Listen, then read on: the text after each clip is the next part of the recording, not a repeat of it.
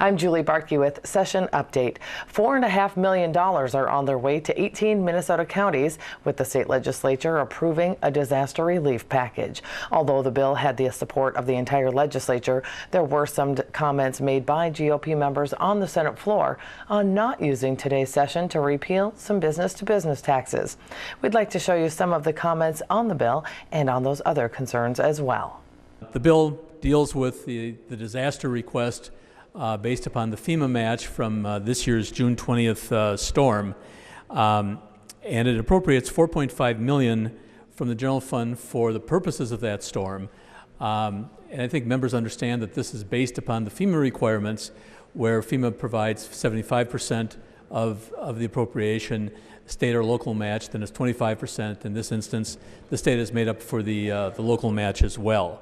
We assume that because FEMA comes in and we approve the 25%, that therefore we've got everything covered. And yet, for example, the city of Worthington has over $900,000 of costs that are not covered by the FEMA rules and or the state rules. We can go in and trim the branches that have actually broken, but we can't, if the tree is so badly mangled it has to be taken down. We can't pay for that. We can't pay for the stump removal. We can't pay for the tree replacement.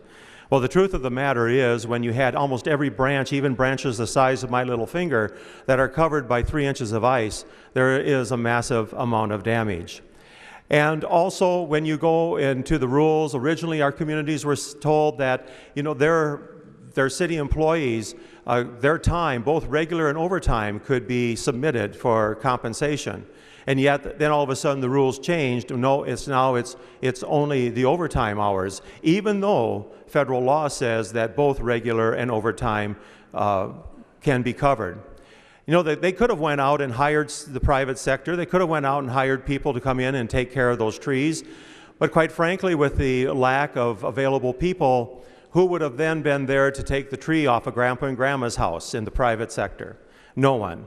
And so the cities went ahead, spent the time and the energy to go remove the trees from the public improvements, from the streets, and as a result, they don't get compensated for that fact. Senator Newman referred to the REAs, and yes, they are covered by FEMA. And yet many of the REAs in my area who lost hundreds and hundreds of poles come to find out that, well, all of a sudden, yes, you're covered, but oh, if you didn't have a previous disaster plan in place, now we probably aren't going to cover that. Although no one really knew about that requirement in the first place. And so I think we need to really step back. I think we need to work with our federal counterparts to go to them and say, hey, there are some changes that need to be made in the FEMA program. Back in June, the storms that came through seemed like they skipped all over. Some counties in the pathway weren't declared disaster areas and others were. Western Minnesota and central Minnesota got hit harder, skipped over, came back and hit Hennepin County. Those storms come through, you know it. But members and the public, we also need to be cognizant of the disaster that could occur and is occurring by not fixing the bad tax policy that was snuck in on the citizens and the consumers of the state of Minnesota the last day of session. I just got another email from Wheaton, Minnesota. Repeal the warehousing tax because it's affecting jobs in our area. I've talked to farmers, dairy farmers, that happen to have livestock equipment go down the first week of July, an $800 additional bill on their repair.